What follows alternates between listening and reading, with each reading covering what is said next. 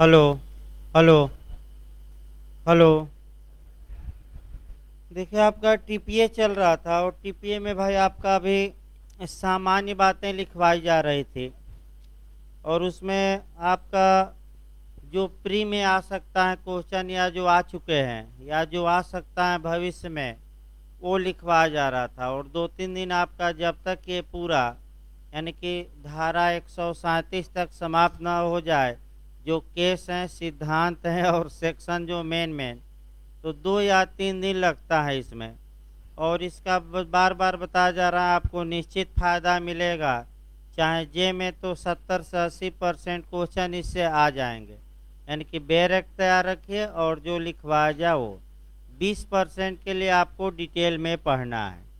तो आइए देखिए आपका लिखवाया जा रहा था, सामान्य बातें लगभग हम समाप्त कर चुके थे। लास्ट देखिए तो कहाँ तक था, लास्ट लाइन देखिए तो कल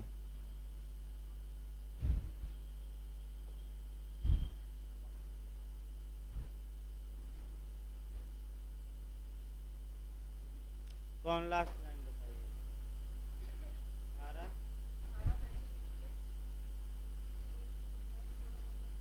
हाँ देखिए आपका ये लिखवाया जा रहा था, ये भी आपका पूछा गया कि 5 से 37 तक के जो प्रिंसिपल हैं वो मूवेबल और इमूवेबल दोनों में अप्लाई होंगे। और 38 से लेकर जो 53A तक के सेक्शन है या प्रिंसिपल हैं, ये केवल इमूवेबल यानी कि केवल अचल। अब अगला जो आपका कंसेप्ट बनता है वह आपका मुस्लिम विधि और अध्याय 2 में टकराव से बनता है। लिखिए एक लाइन, यदि मोहम्मडन विधि यानी कि मुस्लिम विधि, मुस्लिम ला, यदि मोहम्मडन विधि और अध्याय 2 यानी कि सेक्शन 5 से लेकर 55(3)(a) तक अध्याय 2 में टकराव होता है, में टकराव होता है, तब मोहम्मडन विधि लागू होगी। तब मोहम्मडन विधि यानी कि मुस्लिम विधि लागू होगी। टीपीए लागू नहीं होगी। टीपीए लागू नहीं होगी। अब इस पर जो यूपीजे ने क्वेश्चन बनाया है अध्याय 2 से आपका, ये आपका जो क्वेश्चन बनाया है 35 से, यानी कि डॉक्ट्रिन ऑफ इलेक्शन या चुनाव या निर्वाचन का सिद्धांत लागू होता है हिंदुओं पर, मुस्लिमों पर, ईसाइयों पर। तो भाई फिर एक बार बता दिया जाए, अगर मुस्लिम विधि और अध्याय 2 के नियमों में टकराव नहीं होता है तो मुस्लिम समुदाय पर भी ये चैप्टर लागू होगा।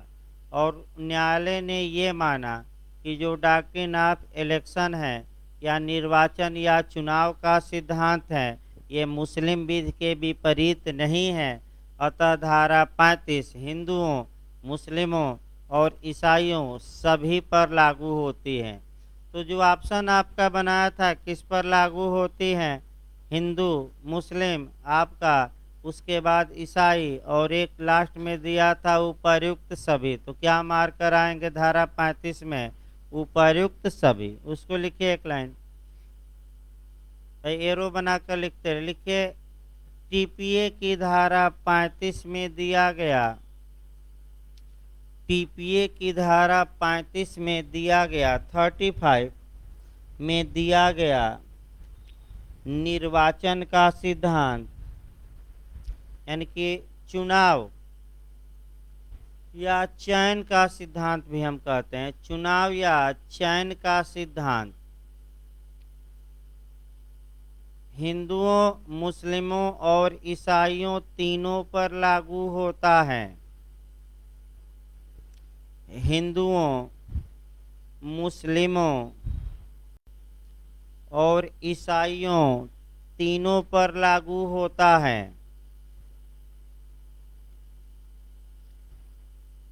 तीनों पर लागू होता है, यानी कि अप्लाई होता है।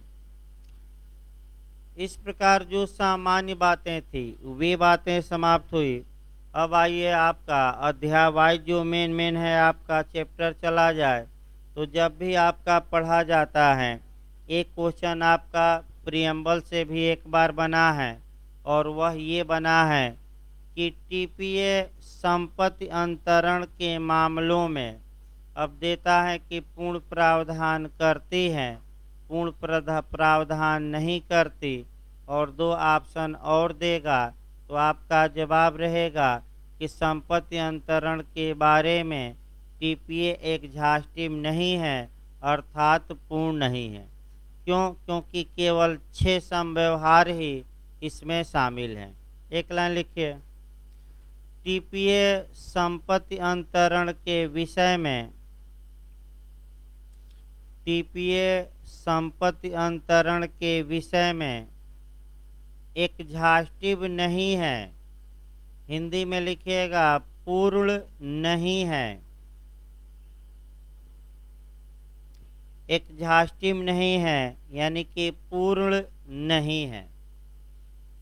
इसके बाद लिख लिए, हेडिंग डालिए अध्याय 1। आपका चैप्टर 1 से जो मेन चीजें हैं निकाली जाए। अध्याय 1 लिखिए प्रारंभिक या सामान्य बातें। हेडिंग डाल लीजिए प्रारंभिक या सामान्य बातें। सेक्शन 1 से लेकर 4 तक, सेक्शन 1 से लेकर 4 तक, यानी कि धारा 1 से लेकर आपका 4 तक। अब इसमें देखिए आपका कहाँ से क्वेश्चन आपका प्री में बन सकता है। पहला क्वेश्चन सेक्शन 1 से बनता है, और आपका जाकर साल पेपर में देख भी सकते हैं। यहाँ से 2-3 क्वेश्चन बनता है। पहला आपका बनता है कि टीपीए कब अधिनियमित हुई, सन पूछा है। तो भाई सन तो लगातार लिखवा ही जा रहे हैं पहले दिन से, 1882। अब ये है कि अगर डेट पूछ ले तो भाई वह डेट याद रखनी पड़ेगी कि यह कानून किस दिन बनकर तैयार हो गया। तो वह निर्माण की तिथि या अधिनियम होने की तिथि तो आपका 17 फरवरी 1882, यानी कि 17 फरवरी 1882। और दूसरा जो आपका क्वेश्चन बना है, टीपीए कब इन्फोर्स हुई, कब इसका प्रारंभ हुआ, कब लागू हुई, तो वह डेट भी याद रखना है, 1 जुलाई 1882। लिखिए इसको भाई, लिखिए टीपीए का निर्माण। धारा 1 में लिखिएगा आप सेक्शन वाइज भाई, सेक्शन 1 लिखिए धारा 1। धारा 1 में 2 बातें आप प्री के लिए लिखिए। पहला तो टीपीए का निर्माण, या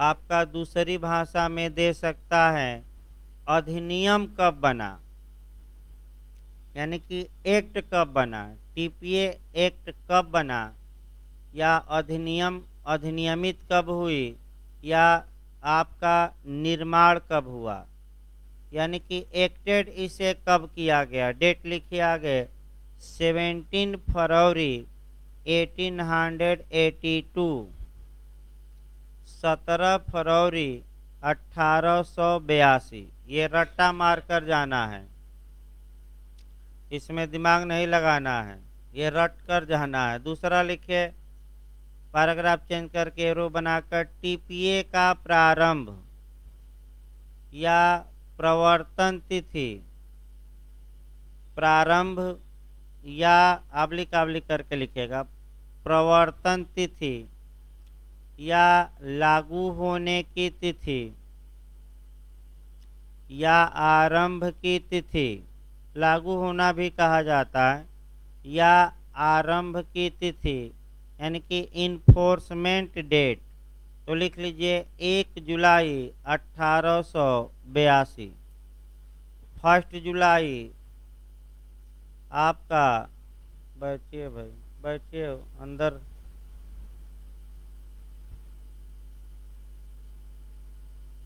1 जुलाई 1882। अब आइए धारा 2 लिखिए, एक से जो आ सकता है समाप्त हो गया। लिखिए भाई आपका सेक्शन 2। सेक्शन 2 से भी आपका एक क्वेश्चन अभी मैंने बना है, एक क्वेश्चन आपका, उसको सेक्शन 2 में हेडिंग डाल लीजिए आपका निरसन तथा व्यावृत्ति, रिपील एंड सेविंग।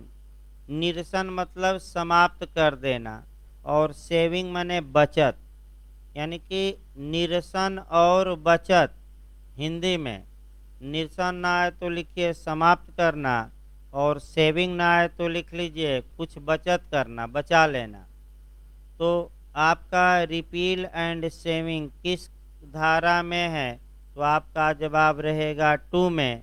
और 2 में जो आपका मुख्य रूप से जो पूछा गया है और पूछा जा सकता है, वह 2 बातें पूछी जा सकती हैं और पूछी भी गई हैं।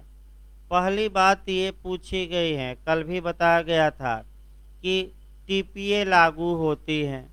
आपका दे देगा विधि की क्रिया द्वारा अंतरण में, यानी कि आपका कानून के प्रवर्तन द्वारा अंतरण में। तो मैं बताया था कि कानून के प्रवर्तन द्वारा अंतरण में टीपीए अप्लाई नहीं होगी। तो कब होगी? आपका पक्षकारों के कार्य द्वारा अंतरण में, और वो भी पक्षकार मरे हुए हो कि जिंदा हो। तो आपका यानी कि इसका मतलब ये हुआ कि टीपीए आपका जीवित पक्षकारों के मध्य जो ट्रांसफर होता है उसी में केवल लागू होगी। तो ऑप्शन देखिए कैसे बना है, इसको हम लिखवाते समय बता दें कि टीपीए लागू होती हैं आपका जीवित पक्षकारों के बीच अंतरण के मामले में। दूसरा दिया विधि की क्रिया, यानी कि ऑपरेशन ऑफ लॉ, यानी कि कानून द्वारा अंतरण के मामले में। तीसरा दिया वसीयत के मामले में, और चौथा दिया उपर्युक्त सभी। तो जो नहीं जानता है धारा 2 को मार देगा उपर्युक्त सभी, लेकिन वसीयत में भी ये लागू नहीं होगी, और विधि द्वारा जो ट्रांसफर होता है उत्तराधिकार इत्यादि उसमें भी लागू नहीं होगी। तो लागू किस में केवल होगी? तो जीवित पक्षकारों द्वारा किए गए अंतरण। उसको लिखिए धारा 2 में लिखिएगा, सेक्शन लिखते रहिए, लिखिए पैराग्राफ चेंज करके। टीपीए केवल जीवित व्यक्तियों के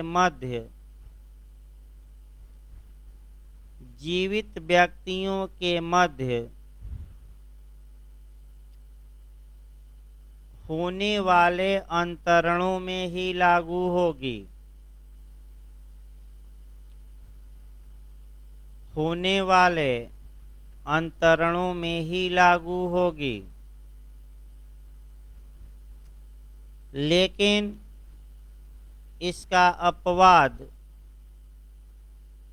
मैं लिखवा भी चुका हूं सामान्य बातों में, और रट कर जाइए।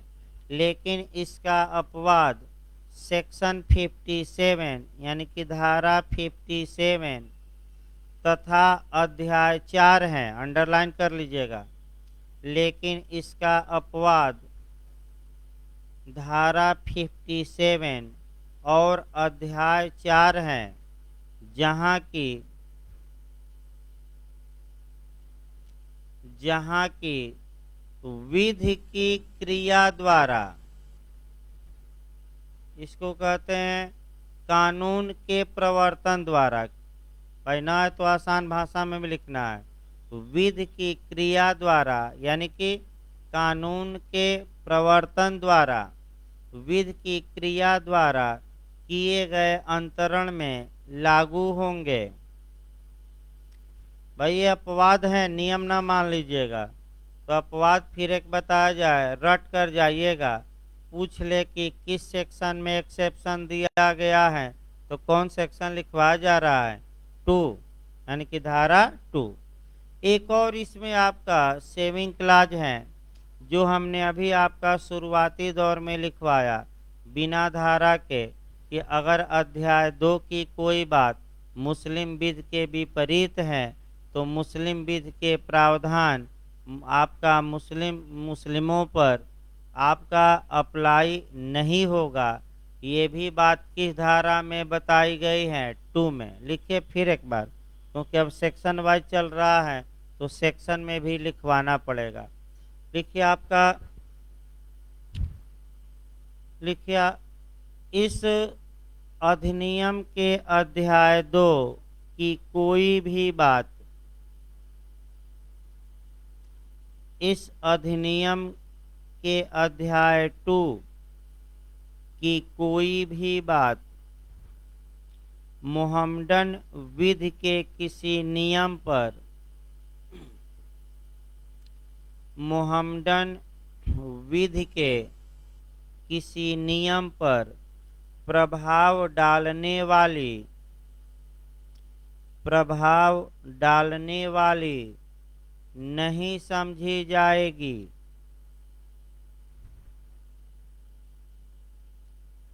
ये भी आपका क्वेश्चन आ चुका है। आपका क्वेश्चन का मॉडल भी हमें देखना है कि अध्याय किस विधि पर कोई विपरीत प्रभाव नहीं डालेगा। मोहम्मदन विधि पर, हिंदू विधि पर, ईसाई विधि पर, उपर्युक्त सभी। तो बताए किस विधि पर कोई विपरीत प्रभाव नहीं डालेगा? मोहम्मदन विधि। अध्याय फिर दूसरा, अध्याय 2 का नियम किसके विपरीत होने पर लागू नहीं होगा? मोहम्मदन विधि, हिंदू विधि, ईसाई विधि, उपर्युक्त सभी। तो क्या मार्क कराएंगे? मोहम्मदन विधि। मोहम्मदन विधि का सेविंग कहाँ किया गया है? तो सेक्शन 2 में। एक और सेक्शन हम लिखवा दे रहे हैं, आपका हो सकता है कि एक साथ पूछ ले। 129 पैराग्राफ चेंज करके लिखिए।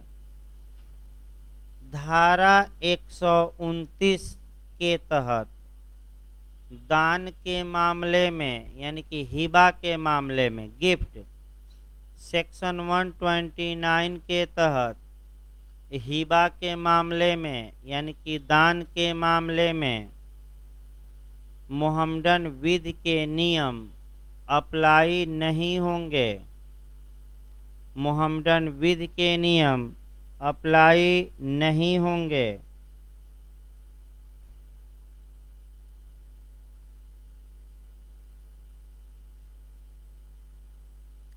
अगला ये आपका सेक्शन 3, धारा लिखिए भाई। धारा 3 हेडिंग डाल लीजिए, निर्वचन या परिभाषा। इसको थोड़ा आपका किताब से ही पढ़ना पड़ेगा भाई, पूरा लिखवाना इसमें आपका संभव नहीं है। मैंने शॉर्टकट में कोई उपाय नहीं है शॉर्टकट का इसका। फिर भी कुछ बातें जो बार बार रिपीट कर रहा है क्वेश्चन, वह हम 2-4 लाइन लिखवा सकते हैं, लेकिन ये सेक्शन आपका डिटेल में पढ़ेंगे तभी आपका आएगा। यानी कि 50% तो लिखवाने से आ जाएगा इस सेक्शन का, लेकिन 50% के लिए डिटेल में पढ़ना पड़ेगा। लिखिए इसमें भाई, अब पहला क्वेश्चन ये आता है कि धारा 3 में कितने शब्दों को परिभाषित किया गया है।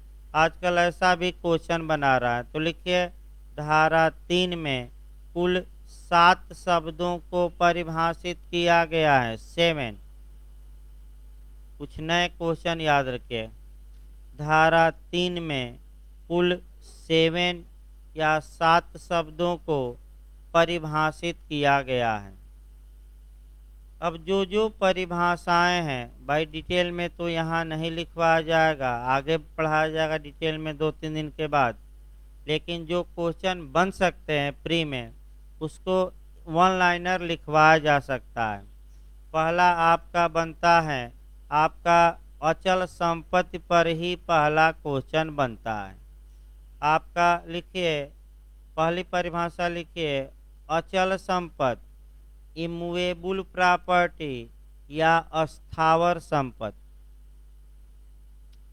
देखिए अब पहला क्वेश्चन ये बनता है कि अचल संपत्ति में कौन शामिल नहीं है। तो आपका भाई आसान क्वेश्चन आए तो यानी कि कौन शामिल नहीं है, तो 3 शब्द लिखे गए हैं। आपका स्टैंडिंग टिम्बर यानी कि खड़ा काष्ठ, दूसरा उगती फसलें और घासें। अब ये अचल हैं कि चल हैं? ये चल हैं। टीपीए इन्हें इमूवेबल नहीं मानती। अब इसी में आपका क्वेश्चन बन गया कि निम्नलिखित में से कौन अचल संपत्ति है। देखिए मॉडल, खड़ा काष्ठ, उगती फसलें, भूमि, घासें। तो कौन अचल संपत्ति है? मैं 4 ऑप्शन दे रहा हूँ। खड़ा काष्ठ, घासें, उगती फसलें और भूमि। तो कौन इसमें अचल संपत्ति मानी जाएगी? भूमि। क्योंकि जो 3 हमने चीज़ें बताई वह आपका अचल संपत्ति नहीं है, तो इसके जो बाहर जाएगा वो क्या होगा? चल। माने इसके बाहर जो जाएगा वह अचल होगा। दूसरा जो आपका मॉडल बना है कि निम्नलिखित में से कौन अचल संपत्ति है। आपका खड़ा काष्ठ, उगती फसलें, घासें, इनमें से कोई नहीं। तो बताइए निम्नलिखित में से कौन अचल संपत्ति है? तो क्या ये तीनों अचल संपत्ति हैं? नहीं तो नहीं है, तो क्या मार्क कराएंगे? इनमें से कोई नहीं। इसके बाद आपका इसमें जो पूछा जाता है, केस पूछा जाता है कि केस में किसको अचल संपत्ति माना गया, किसको नहीं माना गया। और वह भाई शॉर्टकट में संभव नहीं है बताना, और वह डिटेल में चलेगा तो लिस्ट और केस बताया जाएगा। लिखिए एक लाइन भाई, अचल संपत्ति में खड़ा काष्ठ, एक लाइन कम से कम लिख लीजिए। अचल संपत्ति में खड़ा काष्ठ, कामा दीजिए, उगती फसलें और घासें नहीं आती।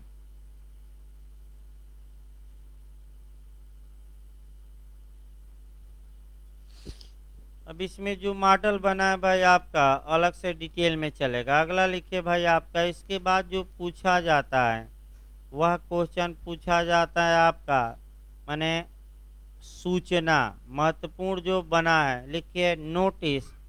भाई केस एक लिखना है। देखिए अचल संपत्ति पर थोड़ा केस एक लिख लीजिए। जो हमने इमूवेबल प्रॉपर्टी लिखवाया उस पर एक केस छूट गया है। Marshall versus green. मार्स उसमें उसमें लिखिएगा इसके पहले वाले वाक्य में। फिर एक बार बता रहा हूँ, जो आपने इमूवेबल प्रॉपर्टी की परिभाषा लिखी उसमें केस लिखना है मार्शल वर्सेज ग्रीन का। Marshall versus Green. आगे बढ़िए। इसके बाद जो क्वेश्चन बनता है नोटिस से बनता है, सूचना से बनता है। अब पहला क्वेश्चन ये बनता है आपका, सूचना को भाई धारा 3 में परिभाषित किया गया है। तो अब ये जो क्वेश्चन बनता है कि सूचना विधि का नियम है कि साम्य का नियम है, तो साम्य का नियम था। अब धारा 3 में इसे किसका नियम बना दिया गया है? विधि का। तो लिखिए सूचना एक विधि का नियम है। पहले था लेकिन अब तो भाई कानून में है। सूचना एक विधि का नियम है।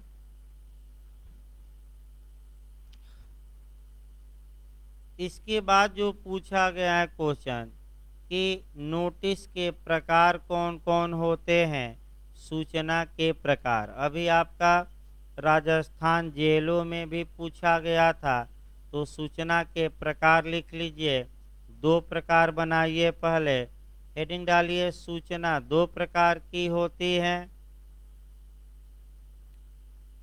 2 प्रकार मारिएगा। अब जहाँ जहाँ 2 प्रकार होगा एक जगह हम एकत्र करवा देंगे। सूचना कितने प्रकार की होती है? 2 प्रकार की। पहला लिखिए एक्चुअल नोटिस यानी कि वास्तविक सूचना। फर्स्ट में लिखिए एक्चुअल नोटिस यानी कि वास्तविक सूचना। सेकंड में लिखिए कंस्ट्रक्टिव नोटिस, यानी कि आणविक सूचना। आणविक आणविक आणविक को थोड़ा और भाषा में लिख लीजिए। आणविक को हम और आसान भाषा में लिखवाते हैं प्रभाषित। प्रभाषित मानद डिम्ड कहा जाता है। मानद मानद सूचना। घबराना नहीं है दे तो, ये नहीं कि आणविक न दे और कुछ आ जाए, लिखिए मानद सूचना। फिर विवक्षित सूचना, इम्प्लाइड, विवक्षित सूचना। फिर आपका प्रलक्षित भी कभी का लिख देता है, प्रलक्षित, प्रलक्षित सूचना। अब आपका जहाँ जहाँ प्रकार हो आपका उनको एक जगह एकत्र कर लेना अच्छा रहता है। तो आपका जो जो क्वेश्चन बना है वह मैं एकत्र करवाऊंगा और इसको रट कर जाइएगा। पहला जो क्वेश्चन आपका कई राज्यों में बना है, आपका देखिए एक और क्वेश्चन बना था भाई उसको कि अपहरण कितने प्रकार का होता है। तो भाई कानून में तो आपका एबडक्शन का कोई प्रकार बेयर एक्ट में नहीं दिया गया है। तो आपका अभी एलएलए में बना था, शायद विद्यापीठ या कहीं का बना था, एक लोग पूछ रहे थे। अब कहाँ बना था, अभी मैंने 10-15 दिन के अंदर ही एग्जाम में आया था। तो आपका अपहरण या एबडक्शन का तो कोई प्रकार आपका नहीं दिया गया है कानून में। हाँ ये जरूर है कि जो किडनैपिंग है, व्यापहरण है, आईपीसी उसका प्रकार बताती है और कितने व्यापहरण कितने प्रकार का होता है, 1 2 3 4 2, भाई कितने प्रकार का सेक्शन वाइज हम लिखवा रहे हैं। 359 आईपीसी की धारा 359 के तहत किडनैपिंग 2 प्रकार का होता है। इसको लिखिए, एरो बनाकर लिखिए, यानी कि एरो बनाकर उसी में लिखते रहे, कोई दिक्कत नहीं, प्री के लिए लिखवाया जा रहा है उसमें लिखिए आईपीसी के तहत। ये क्वेश्चन कई राज्यों में आ रहा है। आईपीसी के तहत किडनैपिंग यानी कि व्यापहरण 2 प्रकार का होता है। सेक्शन देखिए आगे नहीं लिखवाया गया तो पीछे लिख लीजिए 359 आईपीसी। इसके बाद जो यूपीजे में और आपका उत्तराखंड में मैं देख रहा था बना है जो क्वेश्चन, वह आपका प्रामिज पर बना है, कॉन्ट्रैक्ट में जाकर कि प्रामिज या आपका वादा या वचन या प्रतिज्ञा, जो कॉन्ट्रैक्ट में आप लोग पढ़ते हैं, वचन या वादा या प्रतिज्ञा इंग्लिश में प्रामिज कहेंगे, कितने प्रकार की होती है, 1 2 3 4, तो कितने प्रकार की 2, और आपका कौन कौन, एक एक्चुअल और दूसरा कॉन्स्ट्रक्टिव, और आप विवक्षित। और सेक्शन हम बता दें कॉन्ट्रैक्ट का सेक्शन 9 में लिखिए संविदा अधिनियम, भाई कानून का नाम जरूर लिखिएगा, संविदा अधिनियम की धारा 9 के तहत।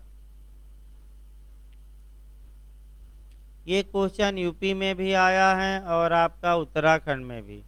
संविदा अधिनियम की धारा 9 के तहत वचन, वचन आए तो इंग्लिश में प्रामिज लिखिएगा और हिंदी में प्रतिज्ञा या वादा, वहीं जो फिल्में वाले हैं वादा तेरा वादा, जैसे कि तालिबान ने अमेरिका से वादा किया था तो वादा तेरा वादा खत्म हो गया। भाई सत्ता पाने के लिए वादा किया जाता है, राजनेता भी करते हैं, और जब सत्ता पा लेते हैं उसके बाद वादों को कुचल देते हैं। हर एक सरकार करते हैं, इसमें कोई शक नहीं है। अगला लिखिए भाई, तो आपका हो गया ना कि धारा 9 के तहत आपका वचन 2 प्रकार के होते हैं, दोनों लिख लीजिए। फर्स्ट लिखिए अभिव्यक्त वचन, इसको इंग्लिश में कहते हैं एक्सप्रेस प्रामिज। पहला अभिव्यक्त वचन एक्सप्रेस प्रामिज, और दूसरा विवक्षित वचन, विवक्षित वचन इम्प्लाइड प्रामिज, इम्प्लाइड प्रामिज। और कहीं आपका दो प्रकार हो तो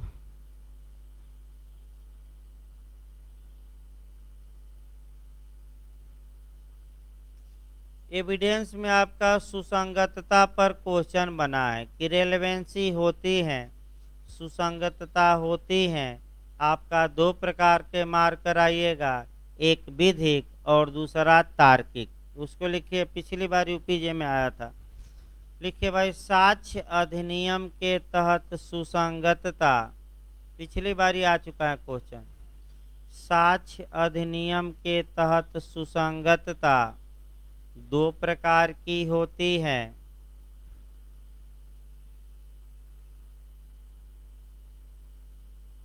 फर्स्ट लिखिए विधिक, विधिक सुसंगतता,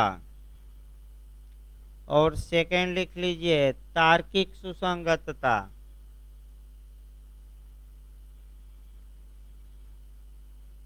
तार्किक, तर्क के आधार पर, रीजनिंग के आधार पर जो उचित हो। अगला लिखिए भाई आपका, इसके बाद जो क्वेश्चन बना है इंस्ट्रूमेंट से बना है। आपका अगला लिखिए परिभाषा, लिखत की परिभाषा। लिखत, लिखत एक लाइन लिख लीजिए, अवसियती लिखत। लिखत का मतलब एक शब्द लिखिए, परिभाषा अवसियती लिखत। आप लिख करके लिखिए निर्वसियती, दूसरी भाषा में हो सकता है दे दे। अवसियती लिखत यानी कि निर्वसियती लिखत भी कह सकते हैं। यानी कि विल या टेस्टामेंट्री जो होता है टीपीए के तहत लिखत, यानी कि दस्तावेज लिखत नहीं माना जाएगा। अब देखिए मॉडल कैसे बना है कि लिखत का, लिखत मतलब क्या हुआ। तो आपका लिखत मतलब जब भी चार ऑप्शन दे तो भाई रट कर जाइएगा। अगर अवसियती लिखत दिया है तो वही मारकर आना है। अवसियती की जगह निर्वसियती भी दे सकता है, लेकिन एक और मॉडल हम बना रहे हैं कि लिखत में क्या शामिल नहीं है। दे देगा दान विलेख, पट्टा विलेख, विक्रय विलेख और वसीयत। तो लिखत में क्या शामिल नहीं है टीपीए के तहत। वह अवसियती मतलब क्या हुआ, जो वसीयत से क्या हो बाहर, यानी कि लिखत में क्या शामिल नहीं है, वसीयत। लिखिए एक लाइन, वसीयत टीपीए के तहत लिखत में शामिल नहीं है। वसीयत टीपीए के तहत लिखत में शामिल नहीं है।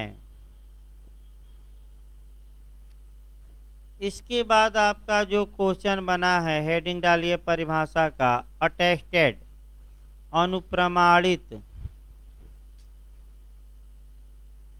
अटेस्टेड या अनुप्रमाणित।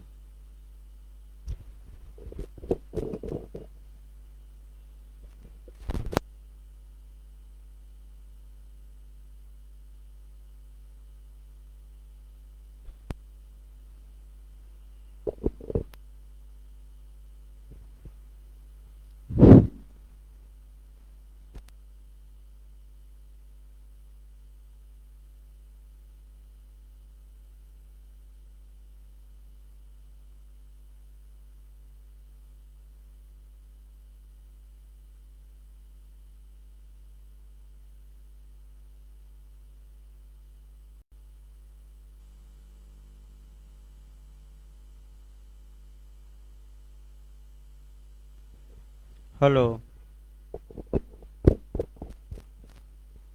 देखिए अगला जो आपका क्वेश्चन बना है एविडेंस में बनता है और आपका एचजीएस में भी एविडेंस में इस बार बना था और वह आपका बनता है अटेस्टेड से। आपका पहला तो ये बनता है कि अटेस्टेड विटनेस कितने होने चाहिए। तो देखिए हम ऑप्शन बता रहे हैं, एक, कम से कम दो, दो या दो से अधिक, इनमें से कोई नहीं। तो भाई पहली वरीयता बेयर एक्ट को देनी है। तो बेयर एक्ट में क्या लिखा गया है वहीं आपको पहला जो प्रश्न खोजना है, आंसर एकदम बेयर एक्ट की भाषा खोजना है कि आपका गवाह कितने कम से माने कितने होने चाहिए। तो बेयर एक्ट क्या लिखता है, दो या दो से अधिक। तो आप अगर ये ऑप्शन रहे तो दो ना मारिए, आप क्या मारिए, अनुप्रमाणक साक्षी कितने, गवाह कितने होने चाहिए। तो दो या दो से अधिक लिखिए। दो या दो से अधिक साक्षियों द्वारा अनुप्रमाणित। अगर दे दे अटेस्टेड का मतलब क्या हुआ, तो कितना मारेंगे, दो या दो से अधिक साक्षियों द्वारा अनुप्रमाणित। पहला क्वेश्चन आपका आया। दूसरा क्वेश्चन आपका अनुप्रमाणित पर आपका जो बनता है वह एविडेंस में जाकर बनता है। और आपका जो कहावत मैं लगातार बताता हूँ, एक बिहारी सब पे भारी, तो ये क्वेश्चन लगातार एक आता है और इसमें एविडेंस को जोड़ना है 68। लेकिन आपका एचजेएस में एक कदम आगे बढ़ गया था और पूछ लिया था 69। भाई एक बार आपका कंसेप्ट क्लियर करा दिया जाए और तब इसको दो धाराओं को हम आज लिखवा दे रहे हैं, क्योंकि जो वर्तमान में आपका क्वेश्चन माने आपका 68 से ज़्यादा बनता था। अब एविडेंस में 2-4 दिन में आ ही जाएगा 68 69। लेकिन 68 में देखिए भाई आपका मान लीजिए ए अपना मकान बी को बेच रहा है, तो ये जो मकान का अंतरण होगा, विक्रय होगा, एक दस्तावेज तैयार होगा और उसी दस्तावेज पर सारी बातें इस विक्रय की लिखी जाएंगी और उस दस्तावेज का नाम होगा आपका लिखत। क्या होगा, तो लिखत में कौन शामिल नहीं है, हाँ अभी बताएगा क्या शामिल नहीं है। तो विक्रय विलेख लिखत माना जाएगा कि नहीं माना जाएगा। तो एक विलेख तैयार करवा लिया जाए, मान लीजिए ये दस्तावेज तैयार हो गया, तो दस्तावेज पर ए ने साइन किया, इसके बाद दो गवाह रहेंगे, आपका सी और क्या बना लिया जाए डी, और सी और डी क्या करेंगे, ए को साइन करते हुए दस्तावेज पर देखेंगे। तो ऐसी दशा में आपका अभी हमने टीपीए में भी बताया, ये जो सी और डी है, अब गवाह ना कहिएगा, लीगल भाषा में इसे जो कहा जाएगा अटेस्टेड विटनेस या अनुप्रमाणक साक्षी। अब गवाह ना क्या कहेंगे, अनुप्रमाणक साक्षी। और जो दस्तावेज पर लिखा है या उसको कहते हैं निष्पादक। तो निष्पादक कौन हो गया, ए, और अनुप्रमाणक साक्षी इस उदाहरण में कौन हो गए, सी और डी। अब सामान्य नियम ये है कि आपका सी और डी दोनों को बुलाया जाए, विवाद होने पर ये गवाही दें कि हमारे सामने ही ए ने साइन किया। अब मान लीजिए सी मर गया, मिल ही नहीं सकता, तब क्या होगा, क्या डी अकेले पर्याप्त होगा कि नहीं। तो किसी दस्तावेज का निष्पादन साबित करने के लिए, कम से साबित करना हम बता रहे हैं, साइन के लिए नहीं, दो तो रहना ही चाहिए। प्रूफ जब न्यायालय में मामला जाएगा तब लिखने में कम से कम दो, या अभी बताया गया दो या दो से क्या अधिक, यहाँ 3 भी हो सकते हैं, 4 भी, 10 भी, 100 लोगों को गवाह बनाइए, कोई मतलब नहीं है, लेकिन कम से कम कितना, दो। तो जब विवाद उत्पन्न हो गया इस बात को लेकर कि क्या ए ने इस दस्तावेज पर हस्ताक्षर किया कि नहीं, तो दोनों को बुलाया जाए, सामान्य नियम है, जो गवाह थे यानी कि अनुप्रमाणक साक्षी। लेकिन अगर एक मर गया है, मिल नहीं सकता, तो क्या अगर एक आकर गवाही दे दे तो काम चल जाएगा कि नहीं, चल जाएगा। तो किसी दस्तावेज को साबित करने के लिए कम से कम कितने अनुप्रमाणक साक्ष्यों का साक्ष्य पर्याप्त है? एक। कौन सी धारा?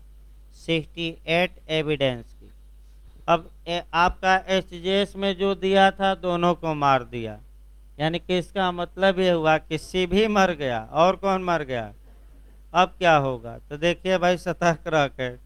इसके लिए एविडेंस की धारा 69 बनी है और 69 ये कहती है कि अब आपका साइन साबित करना पड़ेगा कि ए का साइन ही इस दस्तावेज पर है और जो दो अनुप्रमाणक साक्षी हैं उसमें एक का साइन इस दस्तावेज पर है, यानी कि इस दस्तावेज पर जो हस्ताक्षर है या अंगूठा चिन्ह है वह निष्पादक का ही है और दो अनुप्रमाणक साक्षियों में से दोनों का नहीं, कितने का? एक का साइन या अंगूठा चिन्ह साबित किया जाएगा। तो भाई इसी को इतना घुमा दिया था, लेकिन कंसेप्ट क्लियर रहे। कंसेप्ट ये क्लियर रहे कि निष्पादक की साइन साबित करनी पड़ेगी अन्य तरीके से, और दो में से कम कितने की? एक अनुप्रमाणक साक्षी की साइन साबित करिए, तब ये साबित हो जाएगा। अब आपका इसको लिख लीजिए भाई, आपका पैराग्राफ चेंज करके लिखिए। साक्ष्य अधिनियम की धारा 68 के तहत, साक्ष्य अधिनियम की धारा 68 के तहत किसी दस्तावेज को साबित करने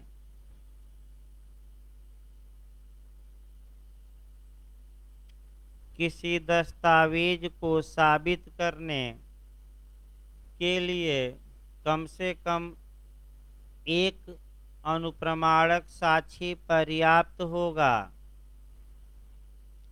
किसी दस्तावेज को साबित करने के लिए कम से कम एक अनुप्रमाणक साक्षी पर्याप्त होगा।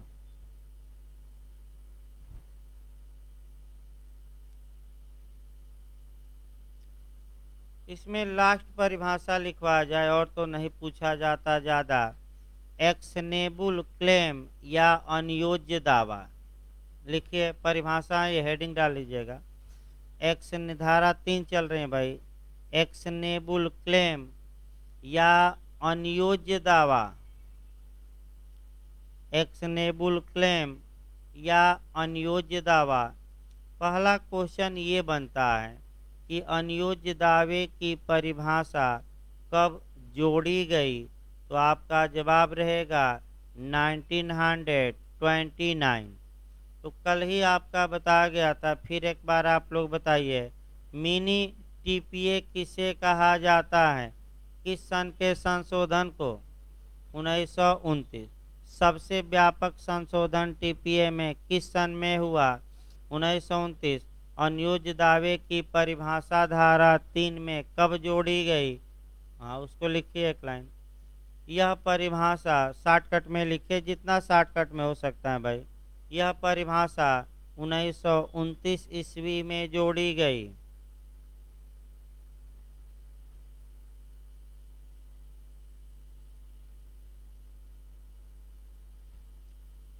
अब जो आपका क्वेश्चन बनता है वह भाई एक लिस्ट बनानी पड़ेगी और संभव नहीं है शॉर्टकट में, यानी कि कौन एक्शनेबल क्लेम है और कौन नहीं है। आपका इस बारे में आपका कह सकते हैं कि पूछा जाता है क्वेश्चन, तो इसके लिए भाई लिस्ट बनानी पड़ेगी। लेकिन एक्शनेबल क्लेम का मतलब ऐसा दावा जिसके, ऐसा क्लेम, ऐसा दावा जिसके लिए हम एक्शन ले सकते हैं, यानी कि न्यायालय में मुकदमा दायर करके और पैसा या इत्यादि वसूल सकते हैं। अब उसमें कुछ टेक्निकल क्वेश्चन है जो डिटेल में ही हो पाएंगे, आपका शॉर्टकट में आपका संभव नहीं है। अगला लिखिए भाई, धारा 4, हेडिंग डालिए। सेक्शन आपका 4 डालिए, धारा 4। अब एक एक दो दो लाइन की धाराएं आएंगी। लिखिए, टीपीए संविदा अधिनियम का भाग होगा। धारा 4 में लिखिएगा टीपीए संविदा अधिनियम का भाग है तथा भारतीय रजिस्ट्रेशन एक्ट 1908 का, यानी कि the Indian registration act, Hindi में कहते हैं भारतीय पंजीकरण अधिनियम, हिंदी में भारतीय पंजीकरण नियम, और इंग्लिश में द इंडियन रजिस्ट्रेशन एक्ट 1908 1908 का पूरक है, सप्लीमेंट्री।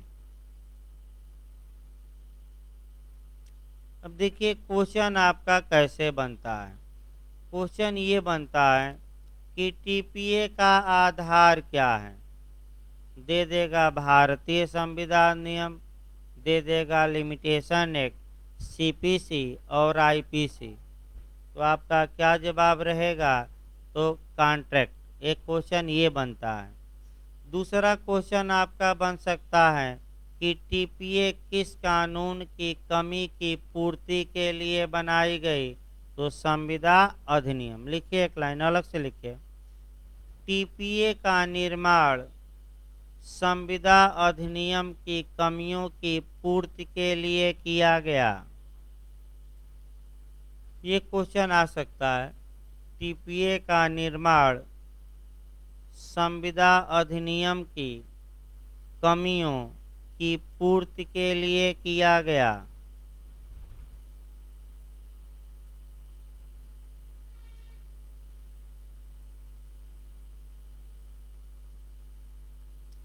अगला हेडिंग डालिए चैप्टर 2 अध्याय 2। लिखिए पक्षकारों के कार्य द्वारा, हेडिंग डाल लीजिए, पक्षकारों के कार्य द्वारा संपत्ति अंतरण के विषय में। यानी कि आप transfers of property bye act of parties, यानी कि पक्षकारों के कृत्य द्वारा, कार्य द्वारा संपत्ति के ट्रांसफर के विषय में किस अध्याय में है, अध्याय 2। तो पहले तो अध्याय से ही क्वेश्चन बन जाता है, फिर रिपीट कराना पड़ेगा यहाँ जो सामान्य बातें हमने लिखवाई थी। पहला क्वेश्चन ये बनता है कि सबसे बड़ा टीपीए का अध्याय कौन है, तो अध्याय 2। लिखिए यह अध्याय, सेक्शन लिख लीजिए ऊपर ही भाई, 5 से लेकर 53A, सेक्शन ऊपर ही लिख लीजिए, जहाँ अध्याय लिखे हैं वहीं सेक्शन भी लिख लीजिए, 5 से लेकर 53A तक। लिखिए सामान्य बातें, यह अध्याय टीपीए का सबसे बड़ा अध्याय है।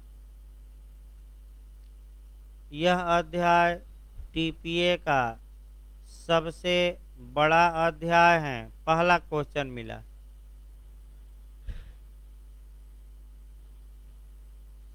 दूसरा क्वेश्चन आपका निकलता है कि इस अध्याय की कोई बात मुस्लिम विध पर प्रभाव नहीं डालेगी। दूसरा लिखे पॉइंट, इस अध्याय की कोई बात मुस्लिम विध के किसी नियम पर प्रभाव नहीं डालेगी। अब ये हम सामान्य बातों में धारा 2 में लिखवाए थे, सेक्शन 2 में स्पष्ट ये कहा गया है। तीसरा लिखिए, इस अध्याय को 2 वर्गों में बांटा गया है। इस अध्याय को 2 वर्गों में बांटा गया है। वर्ग ए सेक्शन 5 से लेकर 37 लिखवा गया। इस हल्का हल्का लिख लीजिए, दूसरी बार लिखवा जा रहा है ये।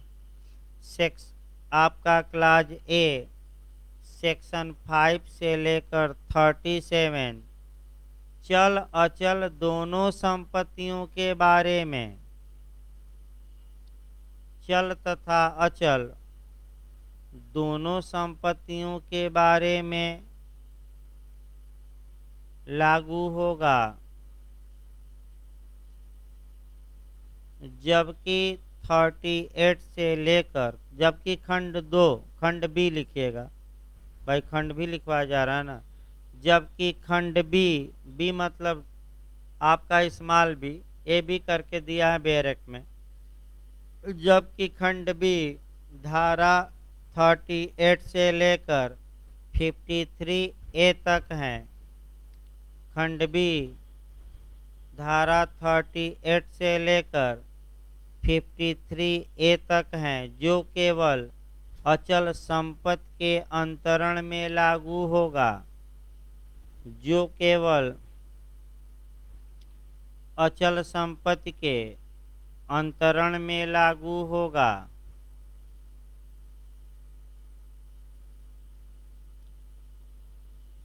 अगला पॉइंट लिखिए पैराग्राफ चेंज करके। अध्याय 2 में उन सिद्धांतों या नियमों का वर्णन है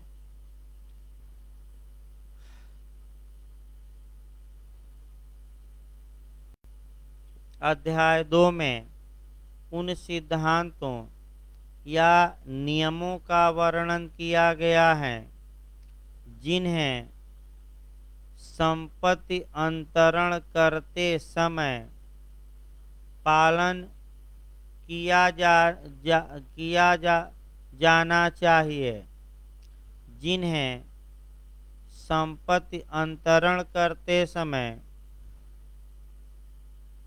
पालन किया जाना चाहिए।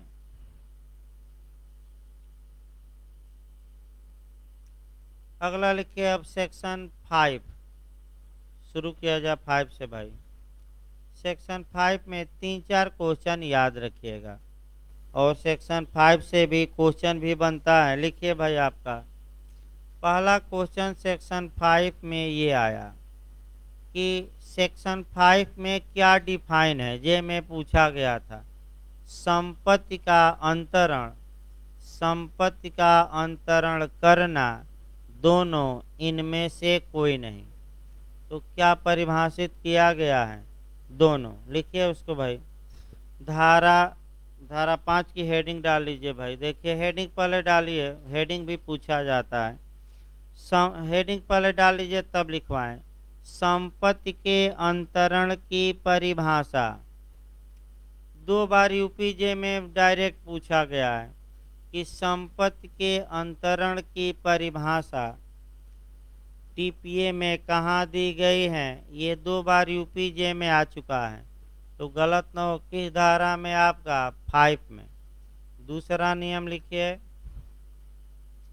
आपका इस धारा में, इस धारा माने 5 में, इस धारा में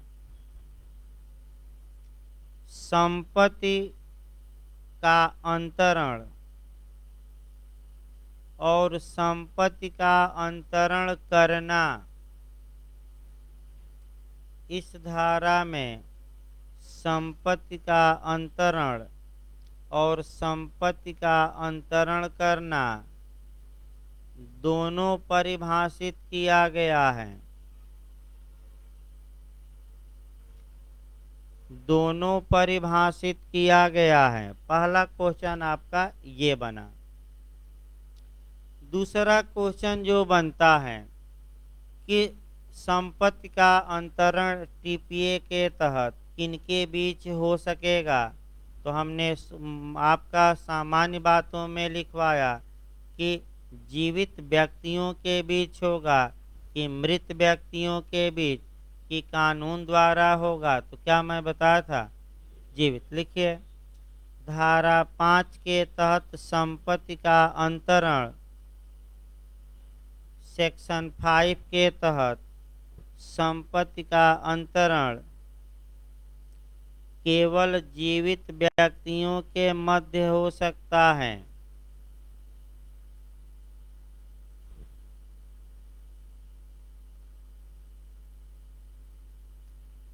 इसे इंटर वाइवस का सिद्धांत कहा जाता है। सिद्धांत अंडरलाइन करिए। इसे इंटर वाइवस का सिद्धांत कहा जाता है। INTER inter, vivos VIVOS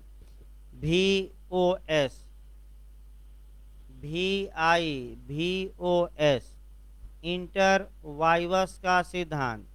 inter वाइवस मतलब हुआ लिविंग पर्सन। लिविंग पर्सन मतलब कि दोनों पक्षकार अंतरण के समय क्या हो, जीवित। इंटर वाइवस अंडरलाइन करिए, आपका बनता है क्वेश्चन। लिखिए, अब ये पूछा जाता है कि धारा 5 के अपवाद बताइए। लिखिए, धारा 5 का अपवाद धारा 13, 14 और 16 है। सेक्शन 5 का एक्सेप्शन आपका सेक्शन 13, 14 और 16 है। अंडरलाइन करके जाइएगा, बिहार मेंस में भी जे में ये पूछा गया था, आगे बताया जाएगा। इसके बाद आपका सेक्शन 5 से जो पूछा जाता है वह पूछा जाता है व्यक्ति। तो व्यक्ति में कौन शामिल है, प्राकृतिक व्यक्ति की, कृत्रिम व्यक्ति की, दोनों मार्क कराइएगा। लिखिए, व्यक्ति में प्राकृतिक और कृत्रिम दोनों शामिल हैं। व्यक्ति में प्राकृतिक और कृत्रिम दोनों शामिल हैं।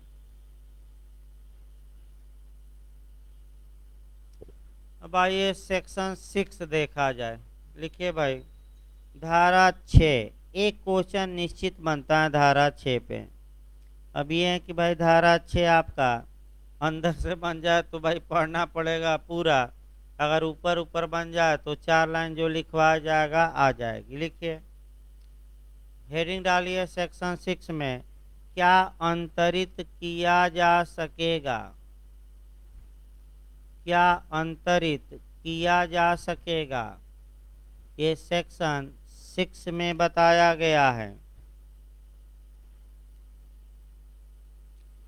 तो पहला तो आपका ये देखना है, पहला क्वेश्चन कि धारा 6 में कितने प्रकार की संपत्तियों का अंतरण है, जिनका माने कि, फिर एक बार देखिए, सेक्शन 6 में कितने प्रकार की संपत्तियों का उल्लेख है जिनका अंतरण संभव नहीं है।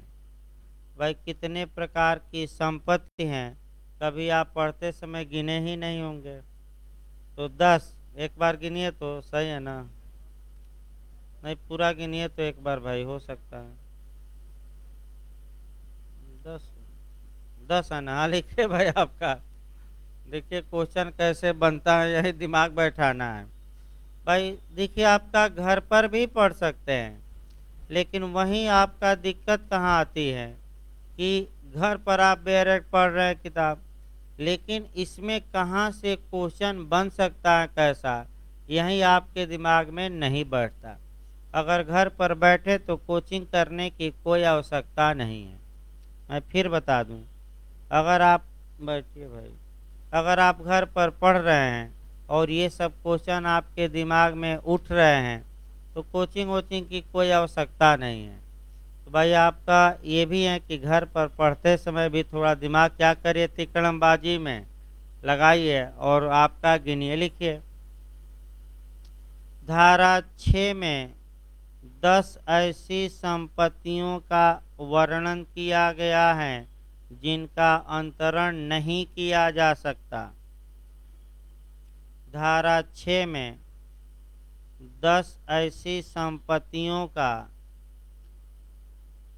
वर्णन किया गया है जिनका अंतरण नहीं किया जा सकता। तो धारा 6 में कितने अपवाद हैं, दे दे 10।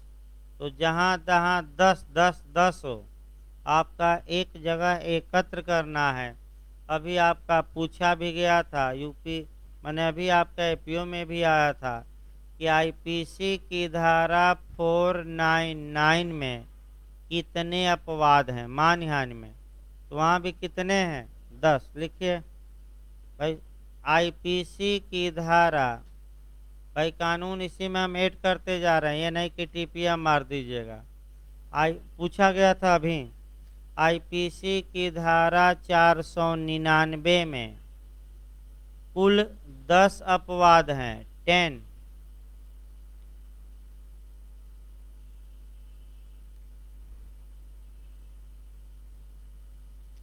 अगला लिखिए भाई आपका सेक्शन 6 का क्लाज ए, बहुत पूछा जाता है। धारा 6 ही चल रही है आरटीपीए की, 6 का क्लाज वाइज लिखिएगा। 6 क्लाज ए, इसमें स्पेस सक्सेशन का सिद्धांत समाहित है। इसमें स्पेस सक्सेशन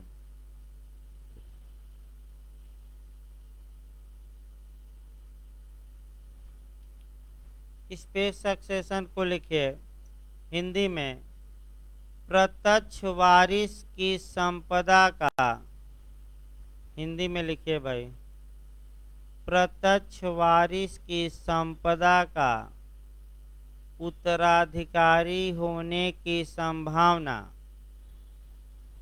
प्रत्यक्ष वारिस की संपदा का उत्तराधिकारी होने की संभावना। अब ये पूछा जाता है क्या इस स्पेस सक्सेशन का सिद्धांत किस धारा में है, तो 6। क्लाज वाइज पूछे तो क्या मारेंगे 6A। और अगला क्वेश्चन, स्पेस सक्सेशन का मतलब क्या हुआ, यूपीजे में आ चुका है, क्या मतलब हुआ, प्रत्यक्ष वारिस की संपदा का उत्तराधिकारी होने की संभावना, इसका ट्रांसफर किया जा सकता है कि नहीं, नहीं किया जा सकता। लिखिए इसका अंतरण नहीं किया जा सकता, इसका अंतरण नहीं किया जा सकता।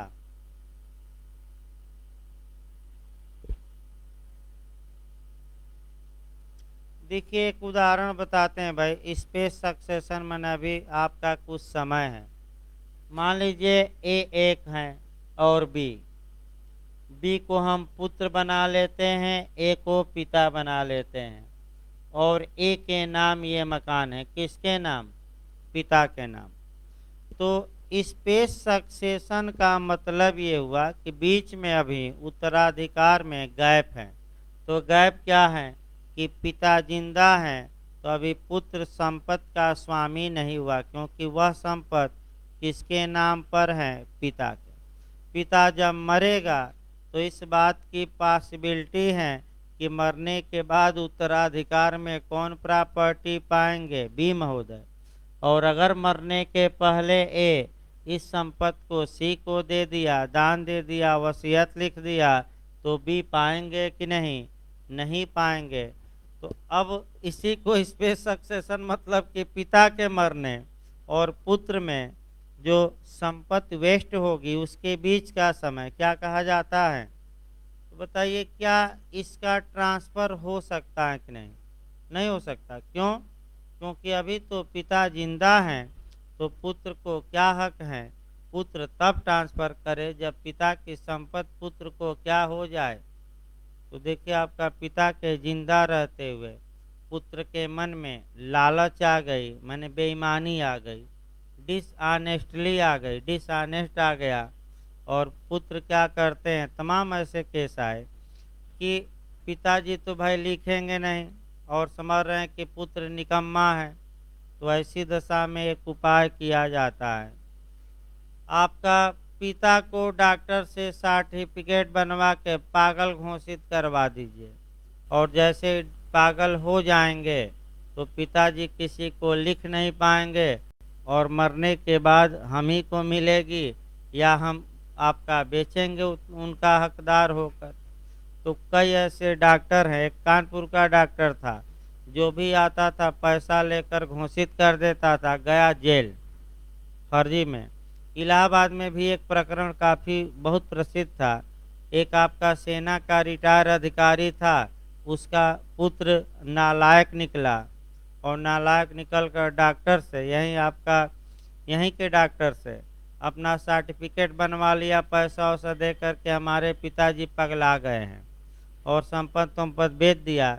और जब संपत्ति पर कब्जा करने आए जिसको बेचा था, तब पिताजी को पता लगा, तो हुआ कि ये कैसे बेच दिया। तो पता लगा कि भाई ये तो फर्जी प्रमाण पत्र बनवा लिया है कि हमारे पिताजी क्या हैं।